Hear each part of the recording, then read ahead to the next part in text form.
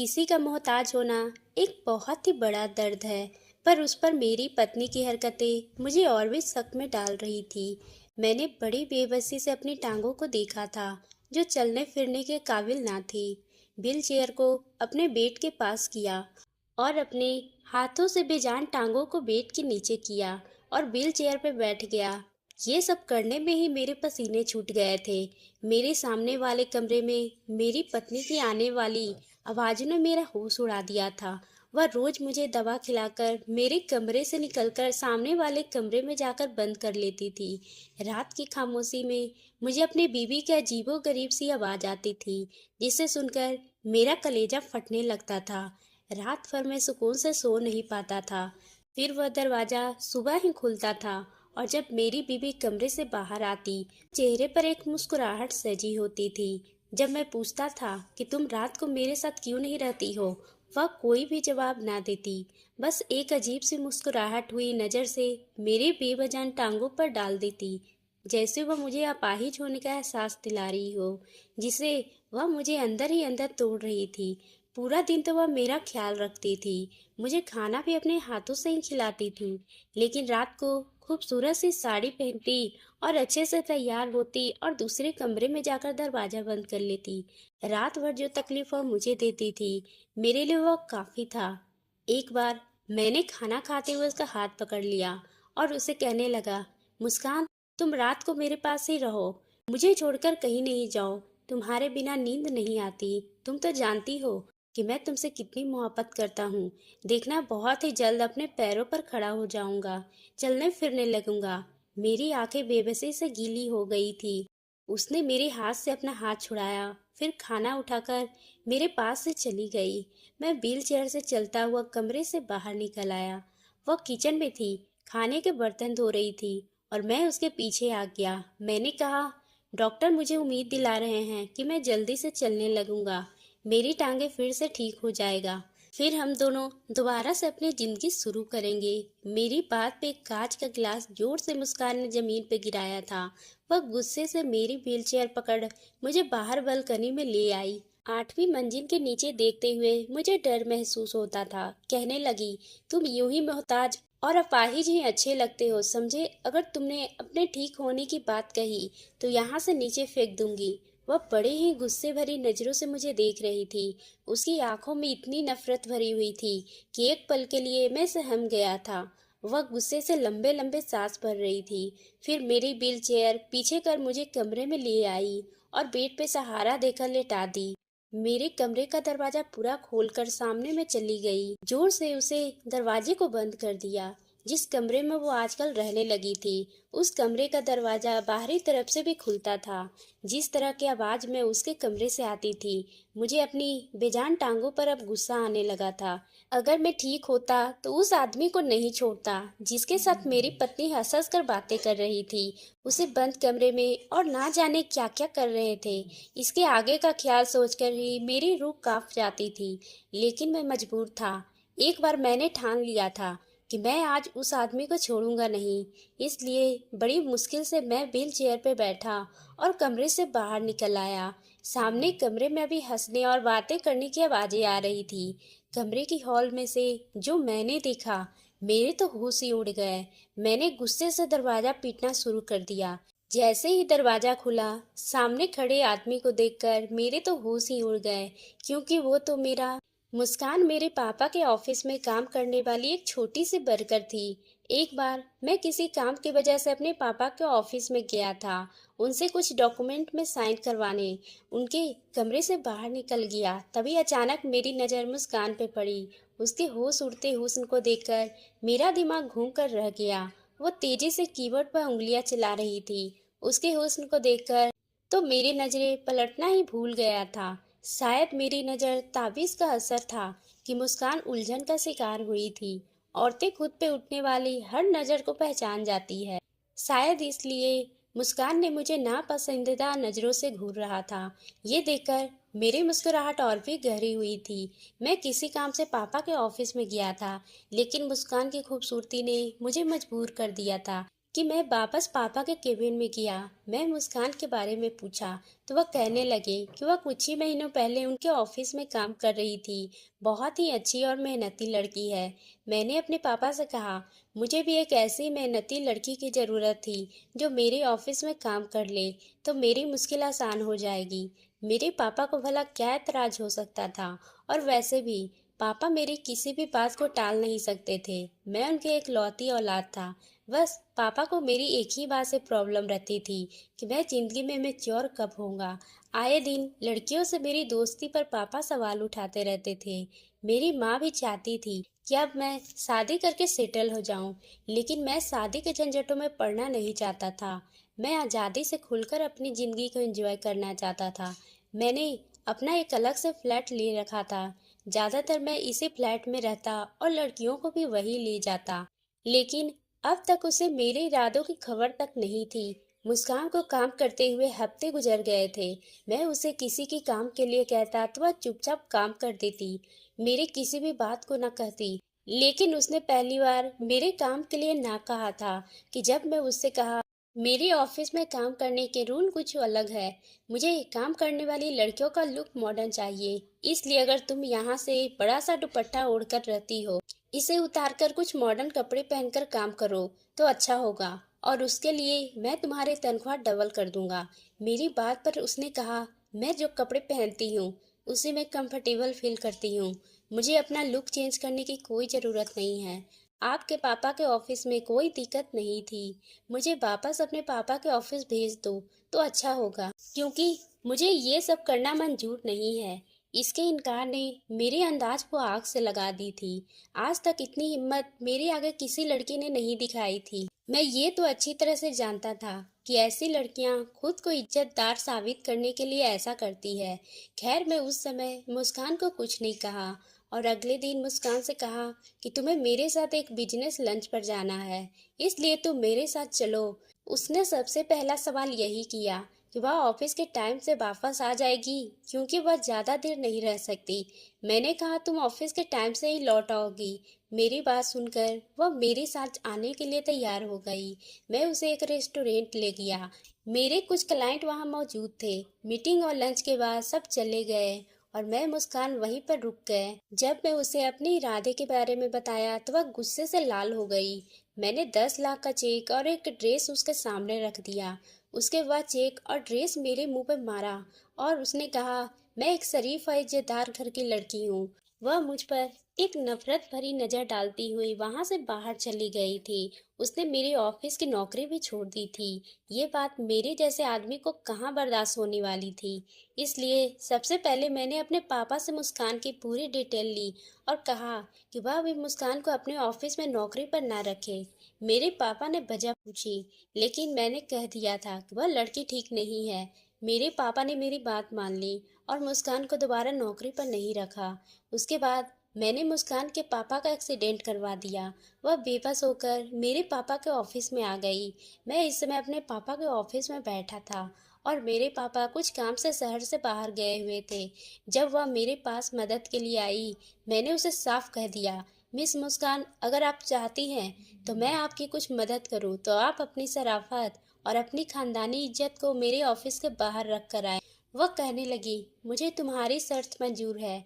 मैंने कहा, अगर तुम्हें पैसे चाहिए तो ठीक है, मैं तुम्हें 10 लाख देने के लिए तैयार हूँ, लेकिन उसके बदले तुम मेरे साथ रहोगी। ये सुनकर वह कुछ देर चुपचाप खड़ी रही। फिर उसने रोते हुए कहा, ठीक है, मैं तुम्हारी बात मान लूंगी, लेकिन बदले में तुम्हें भी मेरी एक शर्त माननी पड़ेगी। उसने कहा, तुम मुझे एक दिन के लिए इस्तेमाल करो या फिर 4 दिन, लेकिन मुझे हाथ लगाने से पहले तुम्हें मुझसे शादी करनी पड़ेगी। ये सुनकर मैं उसकी बातों में जोर जोर से हंस रहा था और मैंने उससे वादा किया था कि ठीक है, मैं तुम्हारा शर्त मानने के लिए तैयार हूँ, लेकिन शादी के बाद सिर्फ मेरी मर्जी ही चलेगी। और एक वकील को अपने कमरे में बुला लिया। खैर, ये शादी मुस्कान के लिए शादी हो गई, लेकिन यह मेरे लिए कोई भी अहमियत नहीं रहती थी। वह मेरे लिए सिर्फ कुछ दिनों या कुछ महीनों का अय्यासी का सामान। आज वो लड़की मेरी बीवी बनने वाली थी। वकील ने कुछ दस्तावेजों पर सिग्नेचर करवाया और हम दोनों ने साइन कर उस शादी को स्वीकार किया। मैं मुस्कान को 10 लाख का चेक देकर उसके फ्लैट में ले जाने लगा, जहाँ सिर्फ मैं अकेले ही रहता था। मुस्कान रोते हुए कहने लगी, अभी मुझे अपने पापा के पास रहना है, वह अस्पताल में बहुत ही गंभीर हालत में है। प्लीज मुझे उनके पास रहने दो। कल मैं वादा करती हूँ कि मैं फ्लैट में आ जाऊंगी। पर मैंने उसमें तरस न खाया और मैं उसे घसीटते हुए अपने कार में बैठाया और फ्लैट में लेकर चला गया। वह आंसू बहाते हुए मेरे साथ आने पर बेबस हो गई। उसकी अकड़ मैंने कुछ दिनों में ही तोड़कर रख दी थी। मेरे अंदर इंसानियत खत्म हो गया। इस कमजोर लड़की से अपनी बात मनवाकर बहुत ही शांत हो गया था। वह अगले ही दिन जब अस्पताल पहुंची तो बाप के मुर्दा शरीर को देखकर रोने लगी थी, लेकिन मुझे इस बात का कोई भी फर्क नहीं पड़ता था। मुस्कान का उसके बाप का अलावा और कोई नहीं था। कुछ दिन वो अपने बाप का मातम मनाती रही, लेकिन मेरे अंदर ना जाने क्यों उस लड़की की तलब बढ़ने लगी थी। हालांकि मेरा बदला पूरा हो चुका था, पर मैं उसे पत्नी बनाकर रखना नहीं चाहता था। लेकिन लेकिन उसके हुस्न का फितूर मेरे सर से अभी तक उतरा नहीं था, इसलिए उसके घर से उसे वापस अपने फ्लैट ले आया था। इस बार उसकी आंखों में मेरे लिए पहले से भी ज्यादा नफरत थी, लेकिन मुझे यहाँ किसी बात की परवाह नहीं थी। मुझे लगा जैसे कि मुस्कान के हुस्न को खुमार मेरे सर से उतरेगी, मैं मुस्कान के मुंह पे तलाकनामा मारकर उसे चला दूंगा। लेकिन वह तो किसी नशे की तरह मेरे अंदर उतरने लगी थी। हर बार मुझे पहले से ज्यादा हसीन लगने लगी थी, इतनी कि मैं कई कई घंटे बस उसे देखता रहता था। हालांकि मुझे आज तक मुस्कान के बदले में मोहब्बत नहीं मिली थी। मेरी आंखों में मेरे लिए सिर्फ एक ही जज्बा था, वह था नफरत का। जितना मैं उसकी संगत में रहता उतनी वह मुझे अच्छी लगने लगी थी। उसका उदास चेहरा भी मुझे लुभाने लगा था। एक बार वह बहुत ही बीमार हो गई और तब मेरी हालत खराब हो गई थी। उसे बुखार में तपते देखकर मेरा दिल तड़प उठा था। उस समय मुझ पर यह खुलासा हुआ था कि मैं तो मुस्कान के मोहब्बत कर बैठा हूँ। उसकी तकलीफ मुझे बर्दाश्त नहीं हुई थी। मैं रात भर उसकी खातिर जागता रहा था, उसका ख्याल रखता रहा। कुछ ही दिनों में वह ठीक हो गई। अब हमारी शादी को 6 महीने गुजर चुके थे, लेकिन अभी भी वह मेरी पत्नी थी। एक बार उसने मुझे खुद ही पूछ लिया था कि तुम मुझे तलाक कब दोगे, क्योंकि ये तो मैं उसे पहले ही बता चुका था कि मैं उसके साथ कुछ दिन या फिर कुछ महीने ही रहूंगा। लेकिन अब मेरा इरादा बदल चुका था। मैं चाहता था कि वह यूं ही मेरे साथ हमेशा रहे, और मैंने अपना ये इरादा उसे बता दिया। मेरी बात सुनकर उसने नफरत से मुझे देखकर कहने लगी, मुझे तुम्हारे साथ अपनी पूरी जिंदगी नहीं गुजारनी, मुझे हर सूरत में तलाक चाहिए। तुमने तो खुद ही कहा था कि तुम मुझे छोड़ दोगे। ये कहते हुए रो पड़ी थी। मैंने कहा, मुस्कान, ये मेरे लिए मुमकिन नहीं है। मैं पता नहीं कब तुमसे बदला लेते लेते तुमसे दिल लगा बैठा, इसलिए अब तुम्हें छोड़ नहीं सकता। मैं तुमसे मोहब्बत कर बैठा हूँ, अब तुम्हारे बगैर जीने के बारे में सोच भी नहीं सकता। प्लीज मुस्कान, जो हुआ उसे भूल जाओ। तुम मेरी मोहब्बत का स्वीकार कर लो। तुम जैसे यहाँ रह रही हो, रहती रहो। लेकिन मुझसे गुस्से में लड़ने लगी और कहने लगी, मुझे छोड़ दो। उसकी हालत दीवानों जैसी होने लगी थी। वह मेरे पैरों पर पड़कर पूरी तरह से हाथ जोड़कर कह रही थी कि तुम मुझे छोड़ दो, मैं तुम्हारे साथ नहीं रहना चाहती। मैं बहुत चाहा कि उसे समझाऊं, लेकिन वह समझ नहीं पा रही थी। मजबूरन मुझे उसे थप्पड़ मारना पड़ा। मैंने कहा, आज के बाद मुझे ये बात मत करना कि तुम यूं ही मेरे साथ पूरी जिंदगी रहोगी, समझी? ये कहकर मैं ऑफिस से घर का निकल गया था। मुस्कान पे जो पागलपन का दौरा था, उसे हटाने के लिए मुझे उसे थप्पड़ मारना पड़ा था। लेकिन अब मुझे बहुत ही अफसोस हो रहा था कि मैं मुस्कान पे हाथ कैसे उठाया। उस दिन मैं टेंशन से कार भी बहुत तेजी से चला रहा था, जिसका नतीजा ये निकला कि सामने वाली गाड़ी से अचानक मेरी टक्कर हो गई। मेरी गाड़ी का धक्का खाकर लुढ़क गई थी। मैं बेहोश हो चुका था। जब मैं होश में आया तो देखा मैं हॉस्पिटल में था। मेरे पापा के साथ मुस्कान भी वहां मौजूद थी। उसी समय अपने पापा के सामने मुस्कान को अपनी पत्नी स्वीकार कर लिया था। मेरे पापा ये सुनकर मुझसे नाराज हो गए थे, लेकिन मैं जिस हालत में पहुंच गया था, मुझे कुछ कह नहीं सकते थे। मेरे दोनों टांगे फ्रैक्चर हो चुकी थी। डॉक्टर ने मेरी दोनों टांगों पर प्लास्टर चढ़ा दिया था। डॉक्टर ने कहा था कि कुछ महीनों तक तुम अपने पैरों पर खड़े नहीं हो सकते। एक हफ्ते तक अस्पताल में रहने के बाद अपने माँ बाप के घर के बजाय मैं मुस्कान के साथ फ्लैट में चला गया। वह मेरा ख्याल रख रही थी। उसका रवैया भी बदल चुका था। लेकिन मुझे रात को दवा देने के बाद मेरे कमरे से बाहर निकल जाती थी। फिर पूरी रात वो कमरे में नहीं आती थी। मैं उस समय इस कदर महताज हो चुका था कि खुद से उठ नहीं सकता था। मेरे कमरे का दरवाजा खुलता रहता, लेकिन उसके कमरे का दरवाजा बंद था। रात के खामोशी में मुझे सामने कमरे से सिसकियों की आवाज आ रही थी। वह कौन था जो कमरे में मुस्कान के साथ मौजूद था? मेरा जी बेहद घबराने लगा था। शायद मेरा वहम है, लेकिन ये वहम नहीं था, क्योंकि अब मुझे रोज ही ऐसी अजीबोगरीब आवाज आने लगी थी जो मेरे लिए बहुत ही दर्द का कारण बनती थी। अब तो मेरे ऑफिस के काम मुस्कान ही संभाल रही थी। काम के सिलसिले में मुस्कान ही मुझे फाइल साइन करने के लिए देती थी। मेरे ऑफिस का मैनेजर रोज मेरे घर आता था। जो भी जरूरी काम होता था मैं उसे घर में ही डिस्कस करता था और फिर वहाँ चला जाता था। वो काफी जिम्मेदार और काफी शरीफ लड़का था। अपने काम से काम रखता था। लेकिन आज वह मेरी पत्नी के कमरे से बाहर निकला। मैंने कहा, तुम? वह कहने लगा, हाँ मैं। आज मेरी आंखों में आंखें डाले मुझे देख रहा था।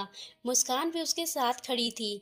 मुस्कान कुछ फाइलें मेरे सामने रख दी और कहने लगी, तुम्हारी सारी जायदाद मैंने अपने नाम करवा ली है, और अगर तुमने मुझे तलाक नहीं दी तो मैं तुम्हें इसी तरह अकेले छोड़कर चली जाऊंगी। मैं हैरत से मुस्कान को देख रहा था। मैंने कहा, मुस्कान, मुझे तुमसे मोहब्बत हो गई थी। मैं कुछ भी सोच सकता था, लेकिन तुम्हारे बारे में ये नहीं सोच सकता था कि तुम किसी के साथ मुझे धोखा दे दोगी। मैं भी तुम्हें जबरदस्ती रिश्ता बनाना चाहता था और बदले में तुम्हें लाखों देना चाहते थे, लेकिन तुमने अपनी शराफत की, अपनी इज्जत को अहमियत दी थी। तो फिर आज क्यों गैर मर्दों के साथ जा रही हो? मुझे अपनी जायदाद के छिन जाने का अफसोस नहीं था, बस तुम्हारे बदले जाने का दुख था। बेहतर है कि तुम मेरी जान ले लो, लेकिन मैं तुम्हें तलाक नहीं दे सकता। तुमसे जुदा होकर भी मैं मर जाऊंगा। इससे अच्छा कि तुम्हारा नाम के साथ ही इस दुनिया से चला जाऊं। मैं जमीन पे पड़ा डंडा लिया और मुस्कान के हाथों में दे दिया। मुस्कान ने डंडा लिए ली थी, लेकिन अगले ही पल वह रोने लगी थी। वह मैनेजर कहने लगा, मुस्कान मेरी बहन है। मैं विदेश में नौकरी करने गया था, लेकिन वहाँ मुझे किसी के झूठ के इल्जाम में जेल भेज दिया था। लेकिन वहां से छूटकर जब वापस अपने घर आया तो मुझे मेरी बहन ने सारी कहानी सुनाई थी। मुझे बहुत दुख हुआ था। तुमने मेरे बाप के साथ जो किया, मैं ये सुनकर बर्दाश्त नहीं कर पाया। तुमने तो मेरी बहन की पूरी जिंदगी ही खराब कर दी थी। एक भाई होने के नाते ये कैसे देख सकता था कि मेरे ना होते हुए तुमने मेरी बहन का इतना परेशान किया था और उसे शादी करने पर भी मजबूर कर दिया था। मेरी बहन तुमसे तलाक लेना चाहती है, क्योंकि वह तुम जैसे इंसान को माफ नहीं कर सकती। इसलिए मैंने एक प्लान बनाया और मैं तुम्हारे ऑफिस में नौकरी ज्वाइन कर लिया और तुम्हारा भरोसा जीत लिया। फिर तुम्हारा अचानक एक्सीडेंट सुनकर मुझे एहसास हो गया कि तुमने अपने किए की सजा मिल गई है, और इसके बाद तुम्हें तकलीफ देने के लिए मेरी बहन तुमसे दूर रहती है। मैं मुस्कान से हाथ जोड़कर अपने गलत रवैये की माफी मांग ली थी। औरत की सहनशीलता मर्द से कहीं ज्यादा होती है। उसने मुझे माफ कर दिया था। मैं व्हील चेयर पर बैठा हुआ था। वह मेरी घुटनों पर सर रखकर बैठ गई। मुस्कान का मोहब्बत का स्पर्श पाकर आज पहली बार मेरे अंदर तक सुकून उतर गया था। दोस्तों, आपको ये कहानी कैसी लगी? अगर पसंद आई हो तो आप मेरे चैनल को सब्सक्राइब करना ना भूलें।